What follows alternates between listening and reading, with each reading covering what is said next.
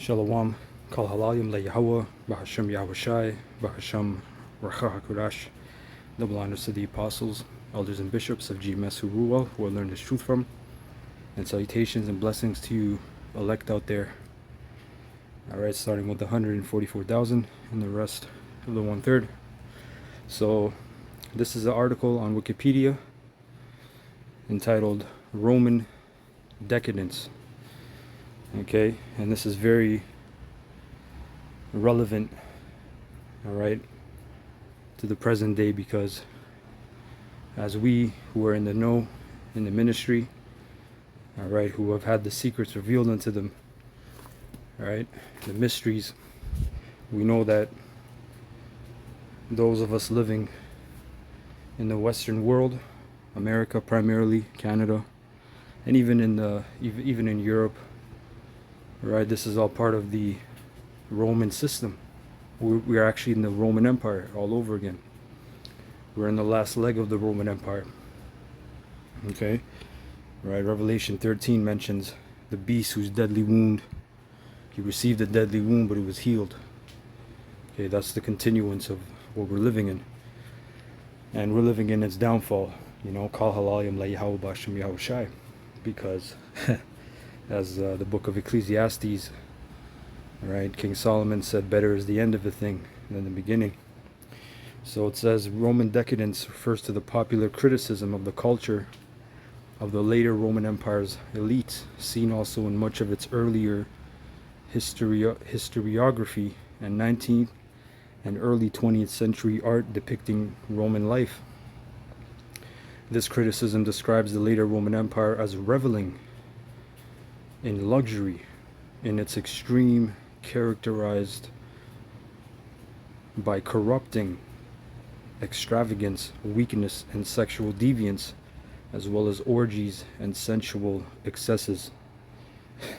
Like I said, this is very relevant to today's world because we're living just like this, okay, and more. You know, it's not if more, it is more, because the punishment for this kingdom is going to be greater than any punishment any kingdom has ever received, which would mean that you would have to have wickedness on a whole different tier, you know, different level. So you have this going on today, of course, and it's being exercised, right? The sin is being exercised in this place. Okay, decadence literally meaning decline. Now, let me actually get that word. Decadence. The word decadence means deteriorated condition, decay. Okay, from Latin decadentia, decay, decaying, right? From Latin de meaning apart, kadir, fall, to fall apart. So we're in the falling apart. We're in the decaying of this kingdom, right? And while people are living it up and excelling towards the next climax and you know, the next pleasure and the next luxury, right? This place is a luxurious place. Matter of fact, this is from business.u.gov, the U.S. luxury boom 2024. Despite rising inflation, America's appetite for luxury goods has increased dramatically over the past 4 years, with 86% more Americans in market for luxury items than in 2021. In addition to uncovering luxury's significant uptick in demand, this report details the evolving consumer profile of luxury shoppers, category growth drivers, and buyers' biggest reasons to spend. See? So you can download the report and read it. But this is from April 23rd of this year, 2024. So despite the past 4 years, what happened in the past 4 years? What happened in 2020 in March? Okay, you people know what happened. You idiots were, you goyim, okay, we're going outside. All right, you were wearing a pamper over your face, piece of, you know, a piece of filth, deoxygenating yourself, living in fear, living in propaganda. but yet you grow more greedier and wicked. And that's a tale of the sign of the things to come. That's a sign of the things to come. A telltale sign. That's how it goes. That's the expression. A telltale sign of things to come, which is your judgment, your final destination. Okay, your final destination isn't going to Dubai and retiring in Bali, all right, and living up in wickedness. Your final destination is reaping all the wickedness you have sowed. But this is a trip, man. This is a trip because look how bad people are living. People are losing. You have mortgages.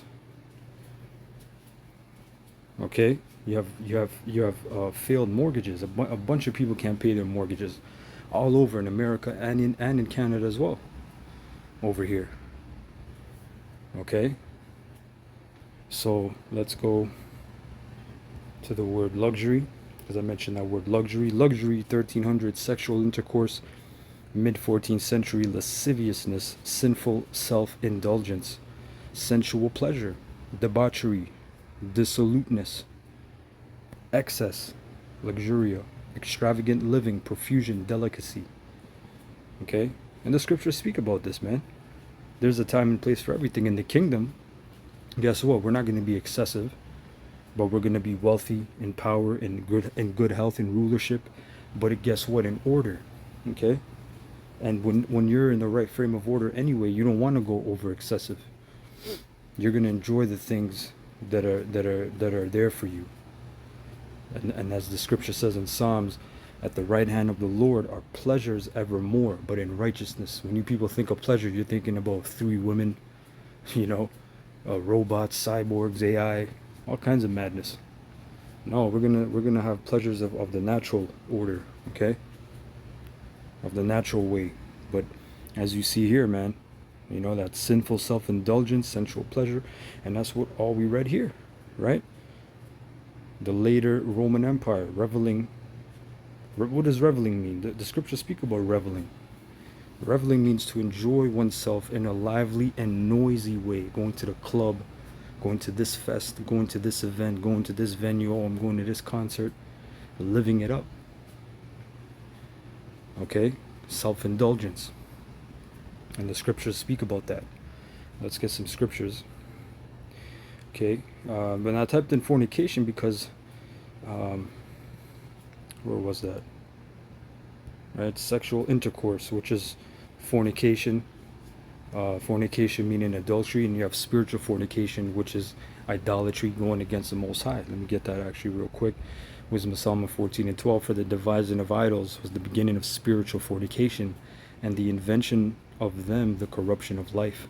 So when you worship another idol, you're being an Israelite, you are committing adultery against Yahweh. Okay, Bahashem Yahweh Shai. And therefore you're in error. Okay, and in the sin of spiritual fornication, which is spiritual adultery. Okay, venerating another power. But this place is all about fornication.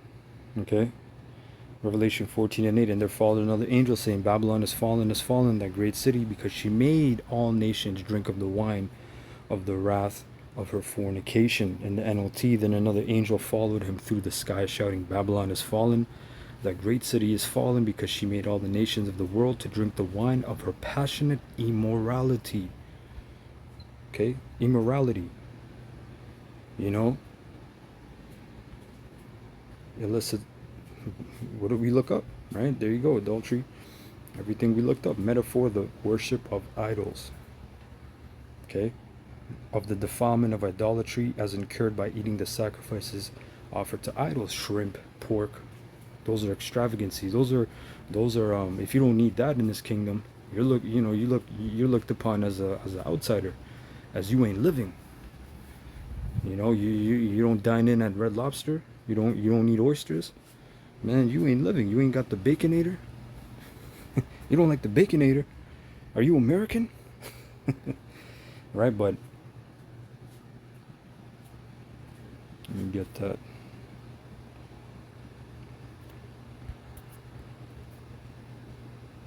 Salakia. Why is it not searching? Hold on. Yeah, let me get this. This is 1 Peter 4 and 1 in NLT. So then, since Mashiach suffered physical pain, you must arm yourselves with the same attitude he had, and be ready to suffer too. For if you have suffered physically for Mashiach, you have finished with sin. You won't spend the rest of your lives chasing your own desires, but you will be anxious to do the will of the Most High. Now, let me look up that word. No, that's a different word. Because the word, I made a lesson on it. The word thelema is in the scriptures, which thelema goes back to Aleister Crowley, which pretty much, that's where you get the origin of do as thou wilt. Thelema, the law of thelema, which is in the scriptures, going into your own desires. Anyway, verse 3, you have had enough in the past of the evil things that godless people enjoy. Their immorality, there goes that word again, and lust, their feasting and drunkenness and wild parties, and their terrible worship of idols. You have a thing called today idol worship syndrome, I believe that's the term. Okay, where these people, no, celebrity worship syndrome.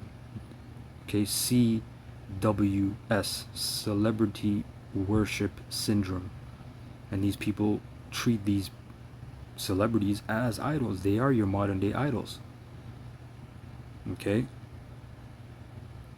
you have all kinds of things. Whatever idol, Slakia, whatever you worship and venerate and believe in and trust in and devote your pretty much whole energy towards, that's an idol. Your idol can be your child. Your idol can be your woman. Okay, whatever you put over the Most High, that's an idol. Doesn't mean a miniature statue that you worship in your closet shrine, you know, at 12 o'clock and 12:01 a.m. You know, it means whatever you worship over the Most High, whatever you devote your energy towards.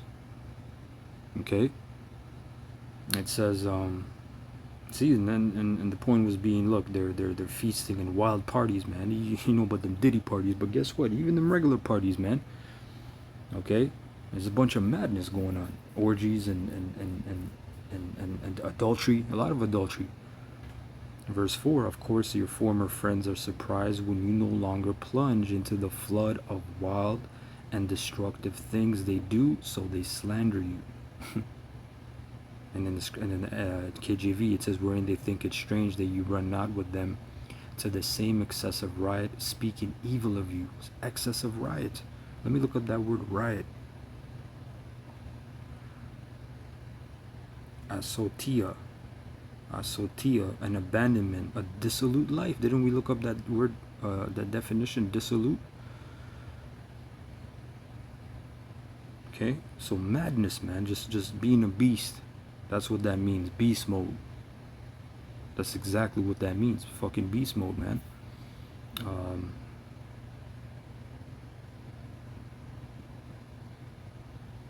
This is Paul, Philippians 4 and 12 NLT. I know how to live on almost nothing or with everything. I have learned the secret of living in every situation, whether it is with a full stomach or empty, with plenty or little. And what is that secret? What is that secret? Faith. Faith, man. Okay? Building upon your faith. Does it not say that faith is the substance of things hoped for? So can a substance fulfill you? Of course it can. You're eating food, that's a substance. But faith is that substance when you got an empty belly and your stomach's growling, you're not thinking about committing sin because you have faith. You're not thinking about dropping the cross, right? You got to bear that cross, you know. So anyway, I just wanted to bring that out because, again, man, we're living in that time of decadence, and you have this abundantia, which I brought this out earlier, right? It says in ancient Roman religion, abundantia, also called copia, was a divine personification of abundance and prosperity. The name abundantia means abundance in Latin. That's where you get the word abundance from. But this goes back to a god or goddess. She would help protect your savings and investments. Abundantia would even assist someone with major purchases. So this is an idol, and this is a way of life, a thinking of like you got these different books, You know, or read the 48 Laws of Power. Read this book, bro. Hey, this book helped me. Those are all wines. Those are all different idols, different ways of thinking, philosophies. You got to think upon what the Most High and Yahweh Shai want you to do. Yahweh Bashem Yahweh Shai, right? But check it out. Abundantia, abundance. These people are living in an abundance lifestyle. More. I need more. I need more. I need more food. I need more pleasure. I need more this, more that. Never having enough. Isn't that right? You're buying, you're consuming, and yet you feel in your soul you don't have, you have nothing really. It's like the more shit you buy, the more emptier you become. That's this vain society. Anyway, Kahalagim la Yahweh, Bahasham, Yahweh Shai, Bahasham, Racha HaKodash, Shalom to the elect.